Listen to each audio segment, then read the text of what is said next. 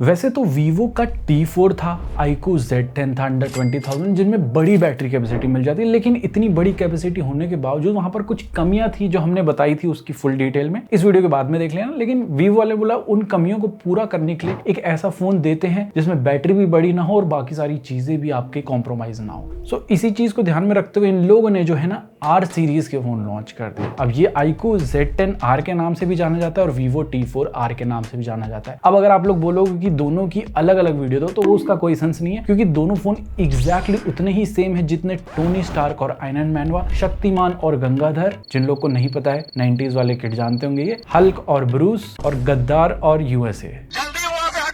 तो सारी चीजें बताएंगे इस फोन के बारे में, क्योंकि इसे यूज करते हुए काफी टाइम हो गया है। देखो सबसे पहली चीज आ जाती है इनका वेरिएंट। बेस वेरिएंट ही आपको यहाँ पर 19,000 तक मिल जाएगा ऑफर्स वगैरह के साथ में, जो 8GB रैम 128GB के साथ आता है। बॉक्स कंटेंट के बारे में बात करें, सारी चीजें आपको यहाँ पर मिल जाती हैं। हाँ, ये ट्रांसपेरेंट वाला केस भी मिल जाता है जो समय के साथ पीला पड़ जाएगा, फिर कोलगेट वोलगेट जो लगाने लगा लो फिर सफेद नहीं होगा।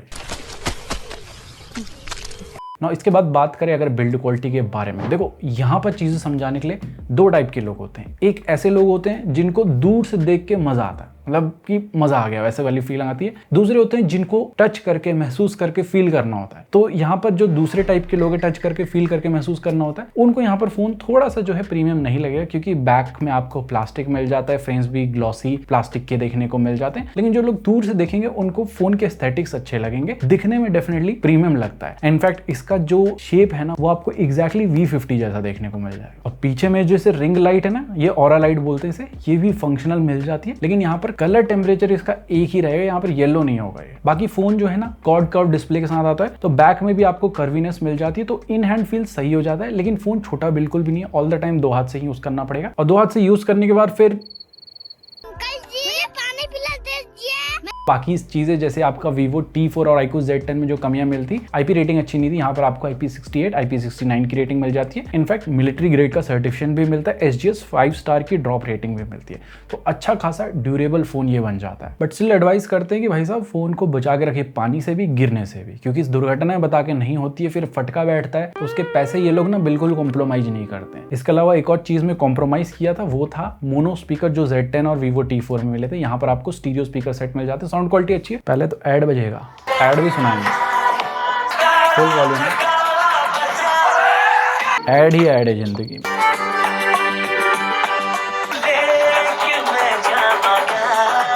साउंड क्वालिटी आपने सुन ली, बहुत ज्यादा हायर एक्सपेक्टेशन नहीं रखनी है, लेकिन मोनो स्पीकर से स्टिल बेटर आपको मिल जाती है। साथ में टाइप सी वाला पोर्ट USB 2.0 के साथ आता है। एंड हैप्टिक्स जो है ना इस बार अच्छे नहीं किए गए हैं, वही बिलो एवरेज हैप्टिक्स मिल जाते हैं। इनको ऑफ कर देना, मतलब मजा नहीं आएगा आपको यूज करने में। इसके साथ साथ आपको in display optical fingerprint sensor मिल जाता है। प्लेसमेंट नीचे साइड है, थोड़ा बड़ा भी फोन है तो कभी संघर्ष का माहौल रहेगा, लेकिन fastly securely all the time ये वर्क करता है। अगर बात करें डिस्प्ले के बारे में, तो देखो डिस्प्ले यहाँ पर आपको क्वाड कर्व्ड एमोलेड डिस्प्ले मिल जाती है। एंड ये बड़ी डिस्प्ले है तो आपका कंटेंट देखने का एक्सपीरियंस भी बड़ा हो जाएगा, और ऐसा बड़ा कंटेंट हमारा भी देखने के लिए मेक श्योर करना कि समझिए। और इनफैक्ट मैं एक और चीज चेक कर रहा था कि आजकल बहुत सारे फोन वाटर टच को यहाँ पर सपोर्ट करते हैं, तो यहाँ पर पानी डाला इसके ऊपर, उसके बाद भाई साहब टच अनरिस्पॉन्सिव, कहीं से भी चल रहा, कहीं पे भी रुक रहा। साथ में यहाँ पर HDR10+ को सपोर्ट करता है। नेटफ्लिक्स में HDR का सर्टिफिकेशन यहाँ पर मिल जाता है। Widevine L1 का भी सर्टिफिकेशन मिलता है। तो जितना भी हमने कंटेंट वगैरह देखा, चाहे वो यूट्यूब में 4K HDR वीडियो, वो भी फ्लॉलेसली चल जाती है, कलर्स वगैरह अच्छे आ जाते हैं, डीप ब्लैक्स अच्छे मिल जाते हैं, व्यूइंग एंगल्स अच्छे मिल जाते हैं। ओवरऑल आपका कंटेंट देखने का एक्सपीरियंस इससे बढ़िया होने वाला है। इसके अलावा बेजल्स आपको काफी मिनिमल यहाँ पर देखने को मिल जाते हैं, जिससे आपका ओवरऑल एक्सपीरियंस सही रहेगा। बट यहाँ पर एक चीज मैं देख रहा था ना कि जब भी हम YouTube पे कुछ चलाते हैं, उसको मिनिमाइज करके देन स्क्रॉल कर रहे होते हैं ना, तब यहाँ पर इसका 120 हर्ट्ज वाला पैनल भी 60 हर्ट्ज जैसा लगता है। इसी के साथ साथ जब कंट्रोल सेंटर भी वहां पर मैं मिनिमाइज कर रहा था, तब भी थोड़ा ये मतलब लैग वाला फील आ रहा था। तो ये चीज मैंने Z10 में भी फेस करी थी, Vivo T4 में भी फेस करी है। तो डेफिनेटली कुछ ना कुछ यहाँ पर इन लोग के UI में लोचा है, जो कभी कभी हमें फुल 120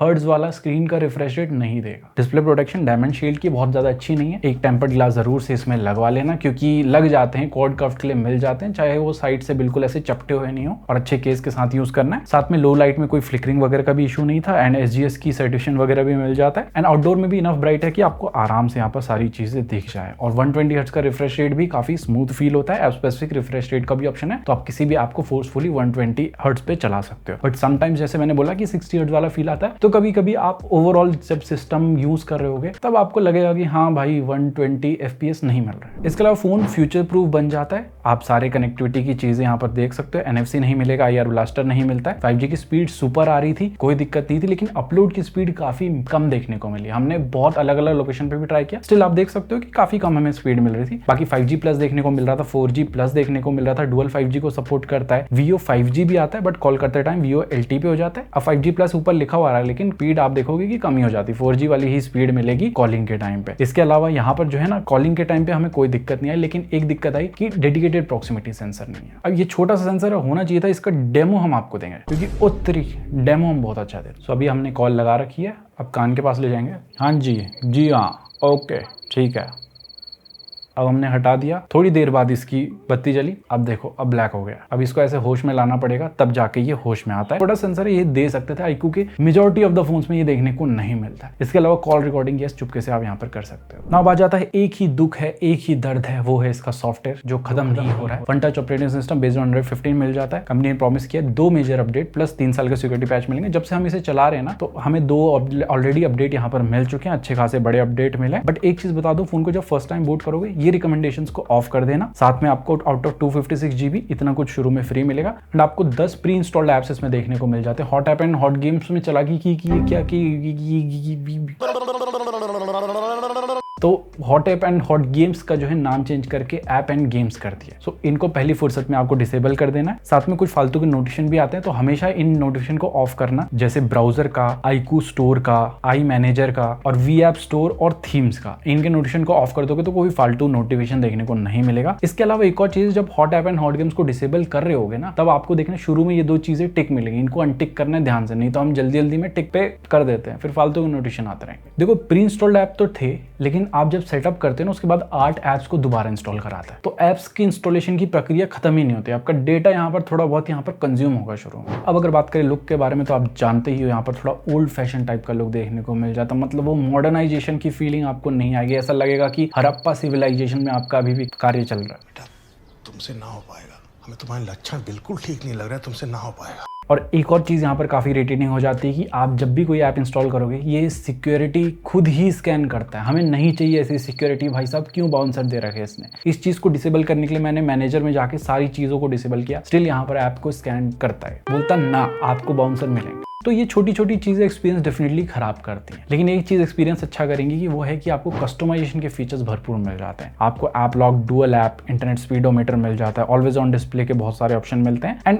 ऑलवेज ऑन डिस्प्ले को आप हमेशा ऑन करके नहीं रख सकते, जो उसका बेसिक काम है, तो एक ही काम था उससे वो भी छीन लिया। बाकी लॉक स्क्रीन के कुछ कस्टमाइजेशन मिल जाते हैं, डायनेमिक इफेक्ट्स आपको बहुत सारे देखने को मिल जाते हैं। ये सेटिंग को आप देखोगे ऐसा लग रहा है कि पैराग्राफ लिखा हुआ है, इसमें कोई भी आइकन्स नहीं है, कुछ नहीं है, तो काफी बोरिंग टाइप का लोग ऐसे ओवरऑल यूआई में बन जाता है। हाँ फीचर्स सारे दिए, लेकिन फीचर्स को दिखा नहीं रहे हो अच्छे से, तो लोगों को कैसे समझ आएगा, लोग नेविगेट कैसे करेंगे चीजें सही से। बाकी एआई के फीचर्स आपको सर्कल टू सर्च मिल जाता है, photo enhance, AI erase, notes assist, screen translation and audio transcribe का भी ऑप्शन मिल जाता है। बेसिक फीचर है, बहुत ज्यादा यहाँ पर फीचर एआई के भी नहीं मिलते हैं। साथ में एनिमेशंस प्रॉपर मिल जाते हैं कि आप ऐप को ओपन करोगे, क्लोज करोगे, ऐप के बीच में स्विच करोगे, रिसेंट पैनल में, कंट्रोल सेंटर के, इनफैक्ट विजेट को भी ओपन करके क्लोज करोगे, जो इनके सिस्टम विजेट्स हैं वहां पर ये प्रॉपरली एनिमेशन देता है। लेकिन जब गूगल ऐप के विजेट को आप ओपन क्लोज करोगे, वहां पर ये कहीं पे भी जाके ओपन हो रहे हैं, कहीं से भी क्लोज हो रहे हैं, तो वहां पर एनिमेशन की कमी दिखेगी। बाकी एक और चीज मैंने देखी थी, जब भी आप डार्क मोड को इनेबल करते हो या लाइट मोड को इनेबल करते हो, तो ऑटोमेटिकली पूरा नहीं हो जाता, आपको एक बार मिनिमाइज करके इसे दोबारा से ओपन करना पड़ेगा, देन यहाँ पर ये अप्लाई होता है पूरा सिस्टम। तो ये छोटी छोटी चीजें जो हम रोज यूज करते हैं, यहीं पे थोड़ा ना एक्सपीरियंस खराब हो जाता है। इसके अलावा ऐसा कोई मेजर बग नहीं है, यूआई अच्छी है, लेकिन ये कुछ रिफाइनमेंट है जो डेफिनेटली इनको चाहिए। और एक चीज यहाँ पर तगड़ी मिल जाती है कि आपको यहाँ पर परफॉर्मेंस डायमेंसिटी 7400 की मिल जाती है, LPDDR4X RAM है, UFS 2.2 की स्टोरेज एंड बेंचमार्किंग स्कोर आप देख सकते हो, आपको अच्छे खासे बेंचमार्किंग स्कोर मिल जाते हैं, कोई भी थ्रॉटलिंग नहीं हो रही है, तगड़ा गीक बेंच मिल जाता है, 62,000 के रीड राइट स्कोर्स मिलते हैं। अब इसी चीज को हम चेक कर रहे थे कि आपके ओपन होने की स्पीड चेक कर रहे थे, तो आप ओपन होते हैं फास्ट, लेकिन बहुत ज्यादा भी फास्ट नहीं होते हैं। थोड़ा तो टाइम ये आपको बोलेंगे कि हाँ रुको तनिक, थोड़ा सा रुको, और 4-5 ऐप खोलने के बाद भी छठा ऐप थोड़ा सा टाइम लेता है। ऐसा नहीं कि बहुत ही फास्ट खुल जाता है, बट ऐसा कोई ऐसा मेजर लैग लैग एनिमेशन में नहीं आता है ऐप ओपन करते टाइम। इसके बाद हमने ऐप को फास्टली ओपन क्लोज भी किया, वहां पर भी कोई एनिमेशन में लैग देखने को नहीं मिला, बहुत प्रॉपर तरीके से कर देता है। हमने कैमरा ऐप को भी ओपन क्लोज करके देखा, वहां पर भी कोई एनिमेशन में लैग नहीं था। इनफैक्ट फोटोज बहुत सारी क्लिक करी, आप शटर स्पीड सबसे पहले तो देख सकते हो, काफी तगड़ी शटर स्पीड मिल जाती है। एंड देन फोटो क्लिक करने के बाद ही मिनिमाइज कर दिया। प्रोसेसिंग में टाइम लेता है 4-5 सेकंड, लेकिन उस टाइम पे ना कोई ऐसे एनिमेशन में लैग देखने को नहीं मिलता है। और हाँ, ये जो फोटो प्रोसेसिंग का टाइम है ना, ये थोड़ा और बेटर हो सकता था। अब ये स्टोरेज टाइप पुरानी है तो कहीं ना कहीं शुरू में इतनी दिक्कत दे रहा है, तो बाद में कितनी दिक्कत देगा ये भी आपको समझ के देखना। बाकी कुछ लोग पूछते हैं कि वीडियो एडिटिंग वगैरह हो जाएगी। बेसिक टाइप की वीडियो एडिटिंग 3-4 मिनट का टाइमलाइन है 4K का, वो आराम से यहाँ पर हो जाएगा, वहाँ पर कोई दिक्कत नहीं है। एंड रैम मैनेजमेंट भी आपको ठीक मिल जाता है, 10 के 10 आपको ये बैकग्राउंड में रखता है, चाहे आप कुछ भी बैकग्राउंड में चला रहे हो, यहाँ पर चीजें स्टोर रहती हैं। इसके अलावा गेमिंग की बात करें, ये गेमिंग वाला फोन तो नहीं है, बट स्टिल आपको BGMI में 60 FPS का सपोर्ट मिलता है। बट BGMI की परफॉर्मेंस ठीक ठाक यहाँ पर देखने को मिल जाती है, लेकिन 60 की जगह 90 FPS ये दे सकते थे। 50 to 60 FPS के बीच में हमें एवरेज परफॉर्मेंस देखने को मिली। जायरोस्कोप की परफॉर्मेंस अच्छी मिल जाती है। एंड एक और परफॉर्मेंस अच्छी मिलती है कि आप YouTube को सब्सक्राइब वाला बटन दबाओगे तो ऐसा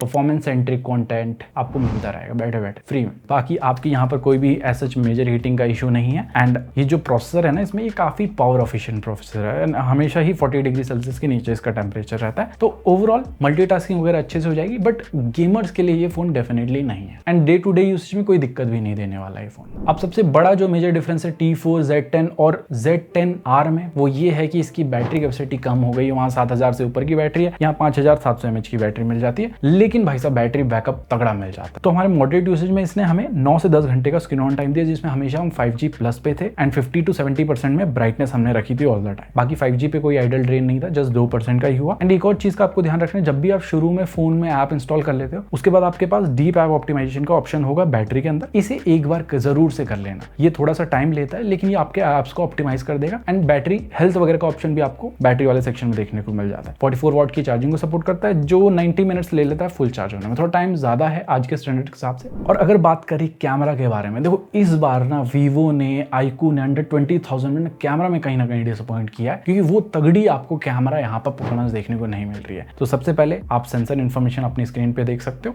सोनी का सेंसर मिलता है OS वाला, अल्ट्रा वाइड आपके पास नहीं है, लेकिन फ्रंट में 32 मेगापिक्सल का आपको शूटर मिल जाता है। सबसे पहले बात करें फ्रंट कैमरा के बारे में, यहाँ पर काफी क्लोज टू नेचुरल साइड में फोटोज तो आती है, लेकिन स्किन टोन ना थोड़ा सा यहाँ पर व्हाइटिश वार्मिश टाइप का आपको देखने को मिलेगा। बट ओवरऑल फोटोज में डिटेलिंग अच्छी है, क्योंकि 32 मेगापिक्सल का है, तो आपको एक एक कण भी जो है अच्छे से यहाँ पर दिखाई देने वाले हैं। HDR को ये अच्छे से बैलेंस कर लेता है, नॉर्मल पोर्ट्रेट दोनों ही मोड में। इवन एज डिटेक्शन भी यहाँ पर प्रॉपर्ली हो जाता है पोर्ट्रेट मोड में। एंड ऐसी कुछ फोटोज आ जाएंगी जो हमने अलग अलग लाइटिंग सिनेरियोज लिए, तो आपको एक आइडिया मिल जाएगा। अगर बैक के बारे में बात करें, यहाँ पर देखो थोड़ा सा मामला खराब है। हमने कुछ देर फोटो लेना शुरू ही किया था, 5-10 मिनट बाहर जाके, तो यहाँ पर फॉग आने लगा था, और फॉग आने के बाद कुछ इस टाइप की वाइटिश टाइप की फोटो आ जाती है। बट फिर थोड़ा हमने वेट किया, फॉग जैसे गया, फिर हमने कुछ सैंपल्स लिए, जिनकी सच्चाई मैं आपको दिखा देता हूँ। यहाँ पर स्किन टोन जो है ना, यहाँ पर नेचुरल साइड तो बिल्कुल ही नहीं है, एक्स्ट्रा ही वाइटिश टाइप का कर देता है, जो बिल्कुल अच्छी नहीं लगती है किसी भी सिनारियो में। कुछ फोटोज ये अच्छी निकाल लेगा 1-2-10 में से, एंड बाकी फोटोज आपका काम खराब टाइप की ही रहेंगी यहाँ पर। एंड मेन से 2x डिजिटली जूम हो जाता है, जिसमें डिटेलिंग ठीक ठाक मिल जाती है, बट यहाँ पर भी जो है ना एक्स्ट्रा ही वाइट करते जा रहा था ये स्किन टोन को। और ऊपर से मैक्सिमम जूम 10x में हो जाता है, जिसमें डिटेलिंग ओके मिल जाती है। HDR भी यहाँ पर कभी बैलेंस करता है, कभी नहीं करता है, तो काइंड ऑफ इनकंसिस्टेंट परफॉर्मेंस मिलेगी। बाकी पोर्ट्रेट मोड में आपके पास यहाँ पर जो है ना 1x, 1.5x एंड 2x का ऑप्शन है। यहाँ पर भी कहीं ना कहीं आपको स्किन टोन जो है ना थोड़ा सेम ही देखने को मिलेगा, वाइटेज ज्यादा ही कर देता है, और कभी कभी बिल्कुल ठीक निकाल देगा। एंड जैसे मैंने बताया था, फॉग आया था, उसके बाद कुछ इस टाइप की फोटो आई, बिल्कुल एक्स्ट्रा ही वाइट तो पहले से ही रहती है, और ज्यादा वाइटेज इसने कर दी। बट नाइट मोड यहाँ पर अच्छा मिल जाता है कि आपकी लाइट को अच्छे से कैप्चर कर लेता है। हालांकि टाइम थोड़ा सा ज्यादा लेता है, लेकिन काफी डार्क वाले सिनेरियोज में ये फोटोज लिए, इनमें भी इसने काफी अच्छे से लाइट को कैप्चर किया है। सो ओवरऑल फोटोज में कहीं ना आप डिसअपॉइंट होने ही वाले। मेरे को भी भाई साहब एक्सपेक्टेशन ज्यादा थी, लेकिन उस टाइप की यहाँ पर परफॉर्मेंस फोटोज में कैमरा वाले सेक्शन में देखने को नहीं मिली, और यही चीज जाती है वीडियो में। वीडियो सोचा था कि अच्छे मिलेगा, देखो यहाँ पर फ्रंट से आपको 4K 30 FPS का सपोर्ट मिल जाता है, लेकिन एट व्हाट कॉस्ट, कोई भी स्टेबलाइजेशन नहीं मिलती है। तो कुछ इस टाइप की वीडियो आएगी जो यूज में भी नहीं आएगी, मतलब कि अगर आपने उसके बाद स्टेबलाइजेशन ऑन किया, फुल HD 30 FPS पे जाती है, वहां पर ग्रेन्स विजिबल हो जाएंगे, तो क्वालिटी कम होगी। क्या फायदा 32 मेगापिक्सल देने का जब आप क्वालिटी ही वैसी डिलीवर नहीं कर पा रहे हो स्टेबलाइजेशन के साथ। और बैक से 4K 30 FPS पे वीडियो रिकॉर्डिंग हो जाती है, यहाँ पर भी चीजें प्रॉपर नहीं है। अब यहाँ पर आप ऑब्जर्व करना कि फ्रेम्स स्किप हो रहे हैं। अब ये स्किप हो सकते हैं मे बी स्टोरेज टाइप की वजह से, लेकिन और भी फोन है जिसमें 4K रिकॉर्डिंग मिलती है, वहां पर नहीं होते। तो ये भी चीज कहीं ना कहीं थोड़ा सा आपका ना ओवरऑल एक्सपीरियंस कैमरा से खराब करने वाली है। सो गाइस, ये थी सारी कहानी, पूरी कहानी Vivo T4R iQOO Z10R के बारे में। दोनों फोन एक्जैक्टली सेम है, सारी चीजें सेम मिलती है, तो सेम चीजें ही हम कंक्लूड करेंगे। एक साइड में आपके पास इस फोन के प्रोज मिल रहे होंगे होंगे, एक साइड में कॉन्स दिख रहे होंगे। देखो आपके लिए जो चीजें ज्यादा मैटर करती हैं, जैसे कॉन्स में मेजर है कि कैमरा बहुत बड़ा आइकॉन है कि यहाँ पर बहुत ज्यादा इंप्रूवमेंट की जरूरत है, तो कैमरा के लिए तो आपको इस फोन को नहीं लेना है। लेकिन आपके लिए कहीं ना कहीं थोड़ा सा स्टेबल परफॉर्मेंस मैटर करता है, देन ये फोन आपके लिए हो सकता है। तो इस हिसाब से प्रोज एंड कॉन्स को देखिए, देन अपना डिसीजन बनाना। अदरवाइज जो है नुकसान हो सकता है, हमें अपने यूसेज के हिसाब से फोन लेना है। बाकी होपफुली आपको चीजें समझ आएंगी। कुछ डाउट है इस फोन के बारे में या इस फोन को किसी और से कंपेयर करना है तो आप कमेंट सेक्शन से पे पूछ सकते हो। एंड हम मिलते हैं बहुत ही जल्दी ऐसे किसी न्यू इंटरेस्टिंग 10 वीडियो साथ। टिल देन जय Hind, take care and stay fit and don't forget to subscribe. Like भी करना है, नहीं तो पाप लगेगा माता रानी का, एक अपडेट कम मिलेगा, वो हम बिल्कुल नहीं चाहते। चलो ओके।